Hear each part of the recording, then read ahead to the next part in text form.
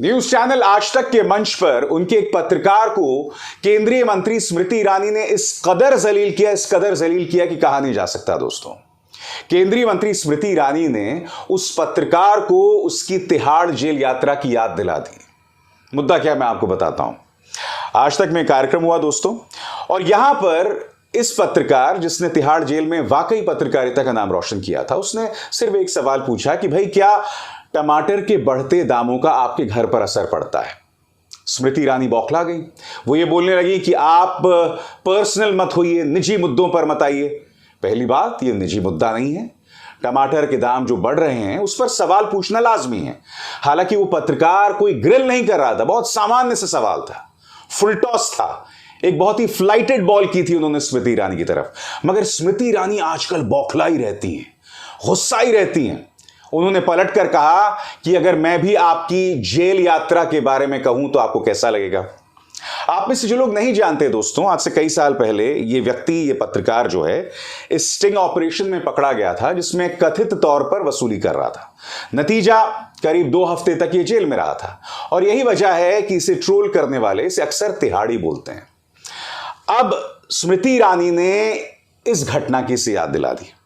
अब 2-3 चीजें आपको ध्यान रखनी पड़ेगी। पहली बात, आप जानते हैं दोस्तों, ये वो पत्रकार है जो रोज प्राइम टाइम में विपक्ष को जलील करता है, भारतीय जनता पार्टी के नाम की सुपारी लेकर चलता है, अपने कार्यक्रम में अनर्गल झूठ बोलता है। मोरबी पुल हादसा होता है तो जो लोग मारे गए हैं उन पर दोष मढ़ता है। दिल्ली की जनता अगर आम आदमी पार्टी को वोट देती है तो दिल्ली की जनता को गाली देता है। 16-15 किस्म की जिहाद पर शो करता है, एक ऐसी जानकारी जो एक व्हाट्सएप फॉरवर्ड पर आधारित है। यह इसकी हकीकत है। यानी कि इस पत्रकार ने पूरी सेवा की है भारतीय जनता पार्टी की, और स्मृति ईरानी ने उसे इस कदर जलील किया। उस पत्रकार के चेहरे का भाव देखिए, आंखों की रुदाली देखिए, लगभग यह कह रहा है कि दीदी मुझे क्यों तोड़ा। चेहरे का भाव देखिए दोस्तों, सब बतला रहा है। इसने यह तक कहा कि अगर मैं भी आपके साथ पर्सनल हो जाऊं तो आपको कैसा लगेगा।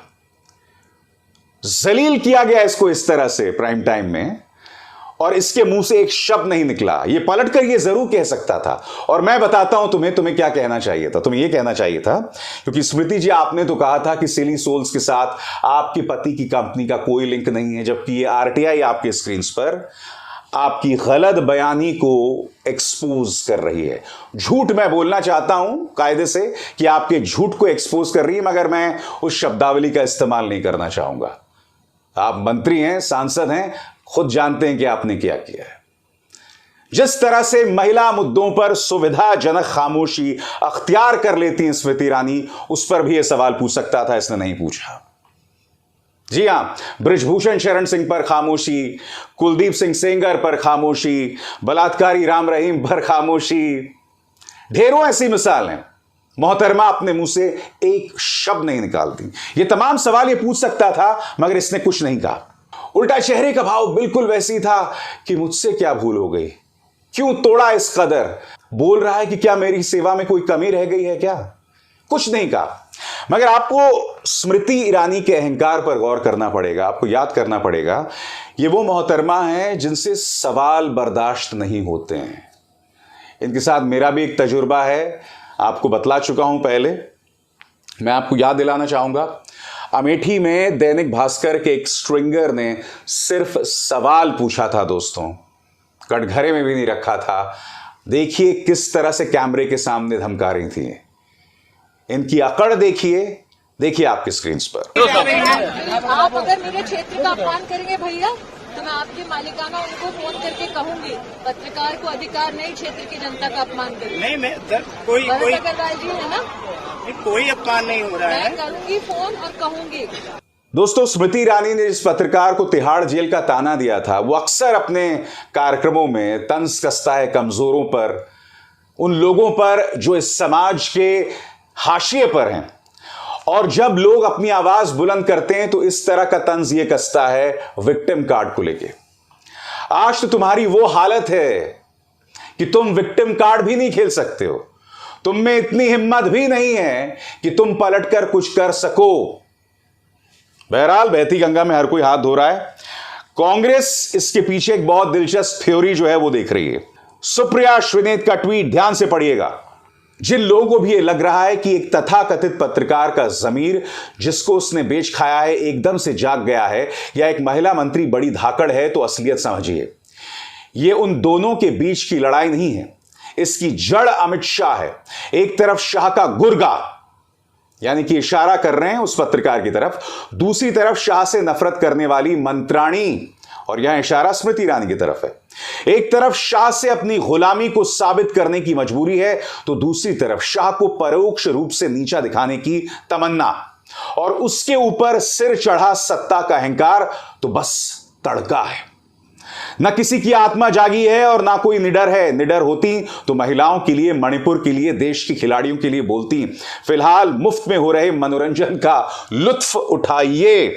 तो क्या यह वाकई अमित शाह बनाम स्मृति ईरानी के बीच संघर्ष है, या आने वाले दिनों में इसको लेकर हमें कुछ परिणाम दिखाई देंगे? मैं आपको एक चीज याद दिलाना चाहूंगा। आपको याद है जब राहुल गांधी ने संसद में अपना भाषण दिया था, उसके बाद स्मृति ईरानी ने उन पर एक अनर्गल आरोप लगाया था, फ्लाइंग किस का, जबकि इस बात को लेकर कोई प्रमाण नहीं है कि राहुल गांधी ने स्मृति ईरानी या महिला सांसदों को फ्लाइंग किस किया था। उनका जो इशारा था वो लोकसभा अध्यक्ष की तरफ था, और मैं वो वीडियो बार बार देख चुका हूं, मुझे उसमें कहीं फ्लाइंग किस नहीं दिखाई देता, और दिखाई भी दे रहा है।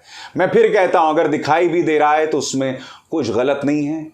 जिन लोगों के अंदर नफरत कूट कूट के भरी है, जो अपने प्रोपेगेंडा से दूसरों के अंदर जहर भरते हैं, जाहिर सी बात है उन्हें फ्लाइंग किस से दिक्कत होगी। मैं आपसे क्या कहना चाह रहा हूं, ध्यान से सुनिएगा। मैं आपसे यह कहना चाह रहा हूं, हकीकत यह है कि उस मुद्दे को स्मृति ईरानी ने बवाल कर दिया। नतीजा यह हुआ कि अमित शाह ने जो मणिपुर पर अपनी बात कही थी, वो बात छुप गई। दोस्तों, मुझे बताया जाता है कि अमित शाह इस बात को लेकर खासे नाराज हैं कि स्मृति ईरानी ने संसद में अनर्गल मुद्दों को उठाकर जिस तरह का वहां पर एक भौकाल बनाया, उससे अमित शाह की जो करारी स्पीच थी उस पर पर्दा डल गया। और भारतीय जनता पार्टी के अंदर कई लोग इस बात को लेकर नाराज हैं, और इसी बात की ओर इशारा कर रही हैं सुप्रिया श्रीनेत, अमित शाह बनाम स्मृति ईरानी। मैं एक बात स्पष्ट कर दूं, स्मृति ईरानी अपनी सरकार के लिए एक एम्बैरेसमेंट बन गई है, एक शर्मिंदगी का सबब बन गई है। वो बार बार इस तरह से बौखलाती रहती हैं, और उनकी बौखलाहट का परिणाम यह हो रहा है कि सरकार कमजोर दिखाई दे रही है, और बार बार कमजोर दिखाई दे रही है। सदन के अंदर गलत बयानी करना, चीख चिल्लाहट, और राहुल गांधी के बारे में तो मानो उन्होंने पूरी अपनी ऊर्जा डेडिकेट कर दी हो। उनका मंत्रालय महिला और बाल विकास कल्याण मंत्रालय नहीं है, उनका मंत्रालय जो है वो पूरी तरह से राहुल गांधी को डेडिकेटेड है। इनफैक्ट टाइम्स नाउ नवभारत भी नहीं मान रहा है कि स्मृति ईरानी जो हैं वो राहुल गांधी पर अपनी सारी ऊर्जाएं केंद्रित नहीं करती हैं। सुनिए सबसे बड़ी हास्यास्पद बात कि स्मृति ईरानी क्या कह रही हैं, और जवाब में टाइम्स नाउ नवभारत की संपादक क्या कह रही हैं, सुनिए। गांधी नहीं, मैं इतनी तवज्जो नहीं देती। तवज्जो तो आप देती हैं। नहीं। यही हकीकत है स्मृति ईरानी की कि बुरी तरह से ऑब्सेस्ड हैं राहुल गांधी से। कायदे से उन्हें ऑब्सेस्ड होना चाहिए अपने मंत्रालय के कामों के प्रति, उन्हें ऑब्सेस्ड होना चाहिए महिलाओं के अधिकारों को लेकर, मगर महिलाओं के अधिकारों को लेकर कभी मुंह नहीं खोलती। मुंह जब भी खोलती हैं तो पार्टी को शर्मिंदगी ही दिलाने के लिए। यही हकीकत है स्मृति ईरानी की, और इसके अलावा कुछ नहीं। यह कहीं ना कहीं सबक है गोदी मीडिया के लिए भी दोस्तों, कि कब तक तुम अपने आत्मसम्मान को गिरवी रखकर इस तरह से खुद को जलील करवाते रहोगे। मैं आपको इसकी ढेरों मिसाल दे सकता हूं जिसमें भारतीय जनता पार्टी जलील करते हैं पत्रकारों को, महिला पत्रकारों को। मैंने एक डिबेट देखा था जहां एक वो कौन भाजपा का प्रवक्ता है, आलोक आलोक करके, अनर्गल बोलते रहता है हमेशा, उन्होंने एक महिला पत्रकार की उम्र पर तंज कसा था और उस महिला पत्रकार का मुंह बन गया था। ऐसी ढेरों मिसालें हैं। गौरव भाटिया अक्सर पापा की परियों को धमकाते रहता है, जलील करते रहता है। ढेरों ऐसी मिसालें हैं। अगर इसके बावजूद तुम अपने आत्मसम्मान को गिरवी रखकर जलील होती रहोगे तो मुझे तुम पर दया आती है, और इसके अलावा कुछ नहीं। क्योंकि बतौर पत्रकार तुम्हारा एक काम होना चाहिए, जनता तक सच्चाई लाना और जो ताकतवर है उससे कटघरे में रखना। ताकतवर अगर कटघरे में नहीं रखा जाएगा तो जवाबदेही नहीं तय होगी, और यही पिछले 9 साल से हो रहा है। इनमें से ऐसी कई पापा की परियां हैं दोस्तों जिनका समानांतर तौर पर बिजनेस है, और उस बिजनेस में सत्ता के कुछ मंत्रियों ने उनकी मदद की है। यही वजह है कि ये लोग जहांगीरपुरी अचानक उतर जाते हैं सत्ता के प्रोपेगेंडा को आगे बढ़ाने के लिए। जहांगीरपुरी में जब बुलडोजर चल रहा होता है सुप्रीम कोर्ट के आदेश के खिलाफ, पापा की परियां मैदान में उतर जाती हैं, और मकसद क्या होता है? सत्ता के प्रोपेगेंडा को आगे करना, ताकि उनके पतियों के ट्रांसफर को रुकाया जा सके। इस तरह से ये लोग सुपारी लेकर चलते हैं। ये सुपारी लेकर इसलिए चलते हैं क्योंकि इनकी एक एक हकीकत को सत्ता पक्ष जानता है। अगर इन्होंने सवाल करना शुरू कर दिया तो सारी हकीकत सामने आ जाएगी। आसान नहीं है मौजूदा भाजपा से सवाल करना, क्योंकि ये कोई सामान्य सरकार नहीं है। ये ऐसी सरकार है जो अपनी ताकत का बेजा इस्तेमाल करती है। आसान नहीं है अभिसार शर्मा होना। मेरे खिलाफ आज से 1 हफ्ते पहले अनर्गल झूठा प्रोपेगेंडा चलाया गया था। बावजूद इसके मैं इस मंच पर बैठा हूं। उस झूठ के बारे में भी मैंने आपके सामने एक एक तथ्य रखा। मैं आज भी चुनौती दे रहा हूं निशिकांत दुबे को, जो तुमने अनर्गल बातें संसद में कही है जो मेरे हिसाब से झूठ है, बाहर आकर कहो, क्योंकि तुम जानते हो कि संसद के अंदर तुम्हें संरक्षण हासिल है। तुम वहां कुछ भी कह सकते हो खड़े होकर, बाहर आकर कहने की तुम में हिम्मत नहीं है। उसी बात को दोहराओ। यह सबसे बड़ा प्रमाण है कि मैं सच्चा हूं और तुम झूठे। आसान नहीं है इस सत्ता से सवाल करना, इसीलिए जलील होने के बावजूद तिहाड़ की पृष्ठभूमि का वो पत्रकार जो है स्मृति ईरानी के सामने खामोश रहता है। ये इनकी हकीकत है। अभिसार शर्मा को दीजिए इजाजत। नमस्कार।